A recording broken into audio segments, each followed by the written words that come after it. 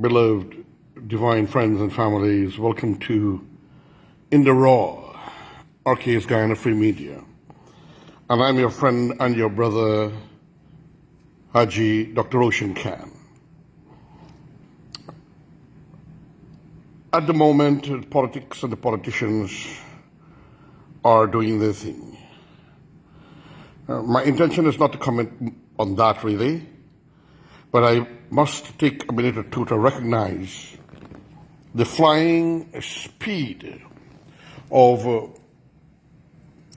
our President, His Excellency, Dr. Irfan Ali, Vice President, the Prime Minister, and all the ministers, who, as the President promised, are hitting the road, the President said, running.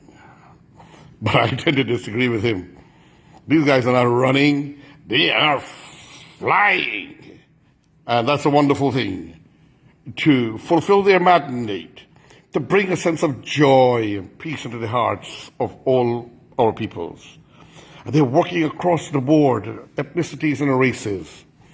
Previously, sadly, unfortunately, we saw only one set of people, a certain elite of their grouping, who were getting everything of the previous government, which was very painful. And they were taking for granted those on the lower levels of the social strata of their supporters and mass of their ethnic group, dearest, beloved friends and families. But this government, as a commentator and as an independent observer, I noticed that they are flying.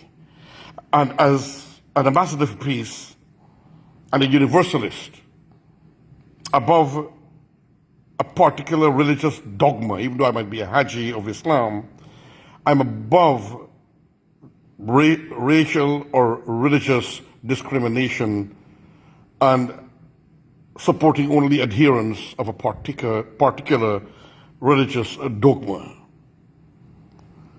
And so I make the finest and best commentaries I can make. And because the positives might be going to a particular political group for the moment, the ones on the other side would say I'm probably one of them, which I am not. I am not, I can never be, and I will never be. Because I must maintain, in my heart especially, and my mind, that air of independence and vibrance and love for all humanity, all religions, all peoples. Ladies and gentlemen, it's a very painful thing, and I'm dealing with this particularly because it seems to me that when these people sign these lopsided deals and contracts to extract our minerals from Guyana, and our desperation and mental degradation to create some activity and for them to put a factory or build something and to do something happening in Guyana, give a few jobs, we are going to sell or give out for nothing our patrimony, the rights, our birthrights, given us, bequeathed to us by the Creator, Lord and God of the worlds, friends and family. In other words, they come here to use us as like a mere milking cow, where they will eke our resources out, and when they're finished, they leave us dry and bare. And they come prepared, as Guyana Goldfields has done, knowing that they will sell out, being experienced in business. Could our people not have done that? Developed, found it all, bring in a few tents, dig some holes, and then negotiate with a foreign power to buy us out? Like how the Canadian Guyana Goldfields took out $238 million US from Guyana, not paid a single cent in taxes. They have not paid any taxes, and we were funding them. Yes. So someone might ask, Haji Roshan Khan, how are you saying we are funding them? And I will say that we are funding them by giving them tax-free incentives, tax holidays, tax tax-free fuel, tax-free on food, no customs, no duties on equipment and vehicle. Ladies and gentlemen, this is the reality. This is the situation. And then they sell out, and they're gone, and we are left broken. We, the working people, we, the local business people, can't get any tax-free incentives. This is truly a disgrace for our leaders. And I'm calling upon our president, while we have to make it attractive to bring in the investors, they cannot be scavenger, self-centered businesses or countries, regardless of where they're coming from, companies. I believe in capitalism, and I believe in investment, but it must have a positive side to it. We must be able to get some taxes, and so if you have to give them a start-up tax holiday, nothing more than 3 years. And they can't sell out without our permission. And we can be the boss, and we can suspend them. And we can suspend their operation and bring them out of the operations. When we suspend them, we move them out. And we must be able to be the power. They must pay. We must not sell our patrimony and give it away. Locally, it was done also. BK did it. When they sold out beautiful concessions to buy Shanlin.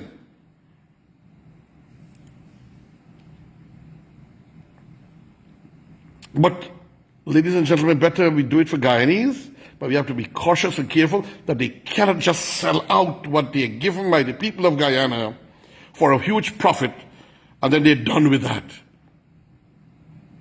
Friends and families, on the topic, I wish to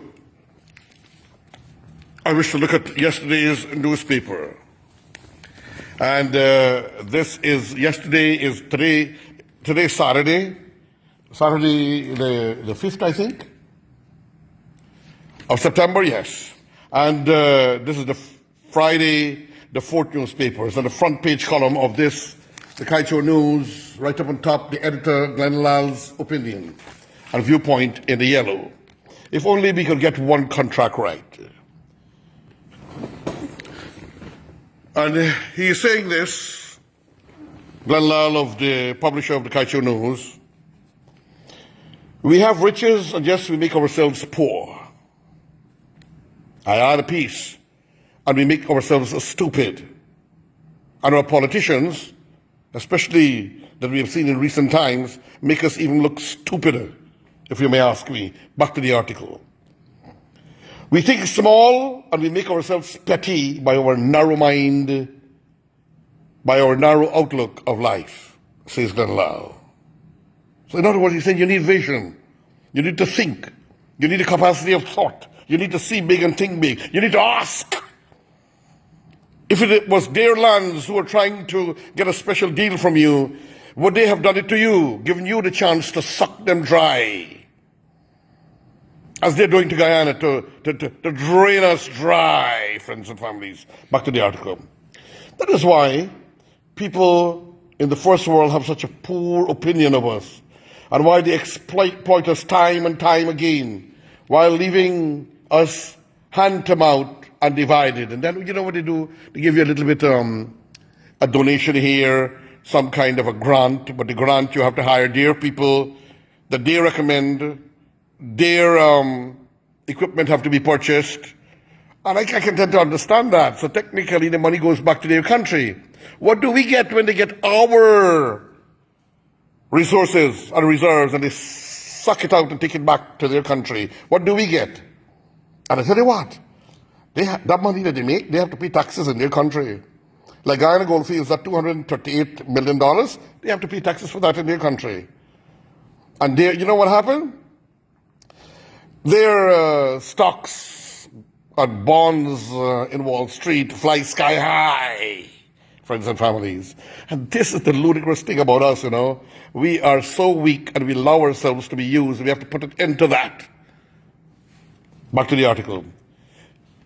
When we, proud Guyanese citizens, should be raising to great heights, we cheat ourselves by the way we think. Successive political leaders with their third world mentality force us to scratch out a living. And many are forced into criminalities in order to make ends meet and to survive. And then they become addicted. And then their DNA get triggered by the thought of criminality. And then they produce children with DNAs of criminality. And we are turning into a nation of scamps and crooks, it will appear. Thank God for the decent ones who think positively and do right and good things. Back to the article.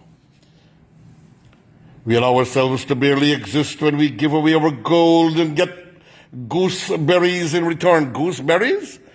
Gooseberries are something sour and good of vitamin and nutritious and good to fight COVID-19. We don't even get gooseberries.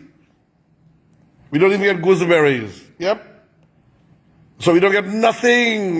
We get pungent emitted gas that those from the developed countries emit in the luxurious eating and fat and the gas that they explode in pungency, we inhale. That's what we get. Back to the article. We do this again when we gift out our bauxite for a bag of bananas. Not even a bag of bananas. And he is saying bag of bananas, they're using those things for dynamic writing. But for example, look at what RUSAL did. They took all our bauxite out. They harassed our people in Guyana. They beat our workers.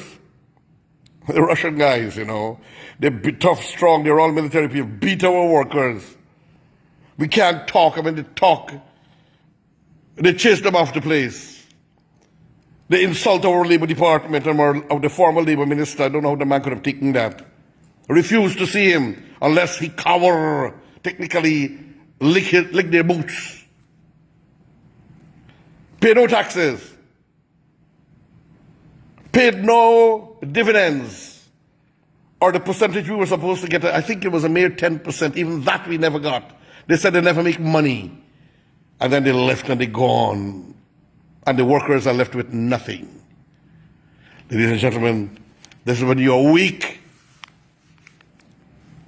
This is what those who think they have brains and were exploiting us for thousands of years, for centuries, ladies and gentlemen, they have exploited us, our peoples from our homelands, our motherlands, from Africa, and from India, and particularly Africa, and the original peoples, the indigenous, what they did to them through enslavement and indentureship, and sucked our lifeblood out of us.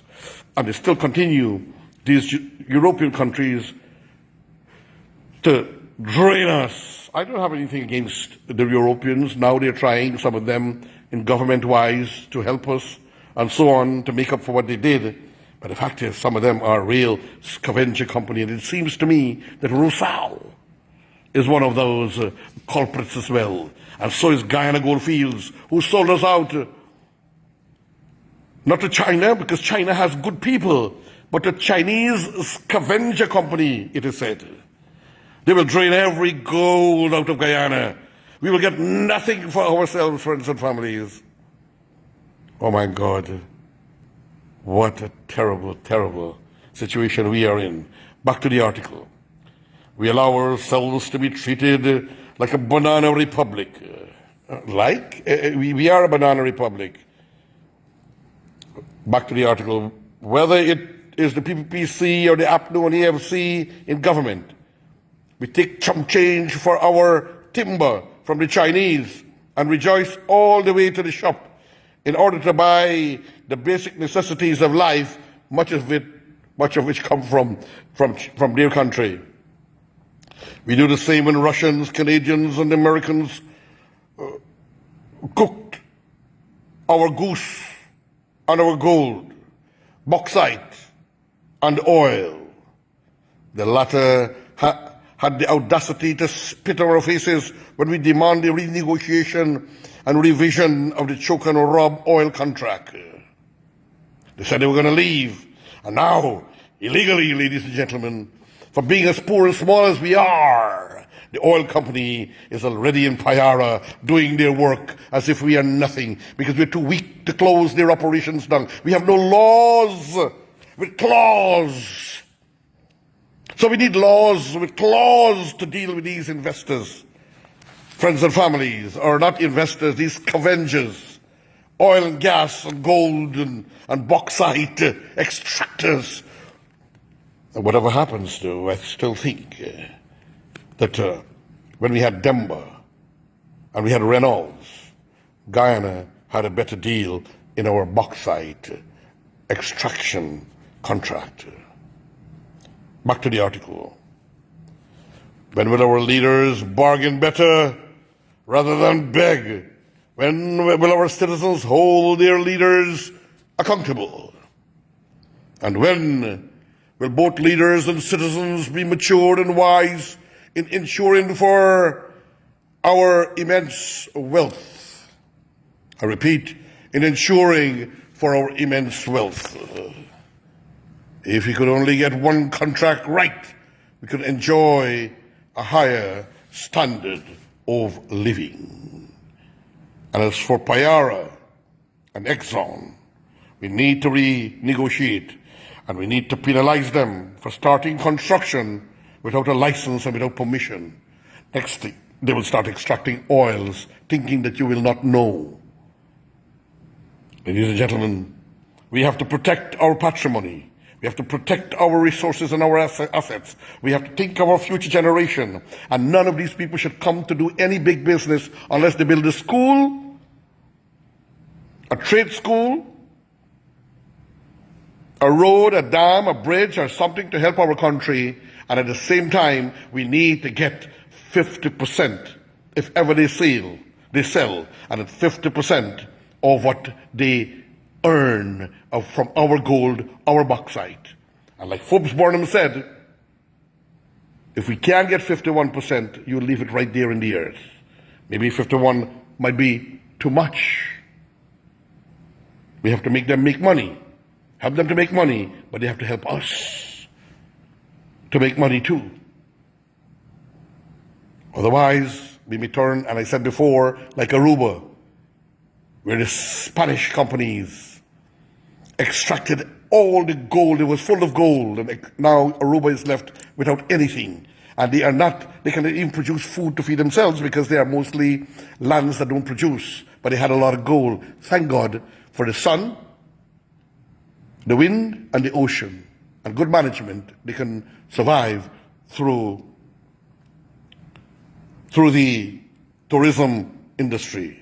Friends and families, insist upon your government, demand upon them, and I must start a campaign that we must have proper negotiations and no secretive signing of any contracts. Your friend, your brother, me, Haji, Dr. Roshan Khan, saying thank you and farewell for now, my dear beloved friends.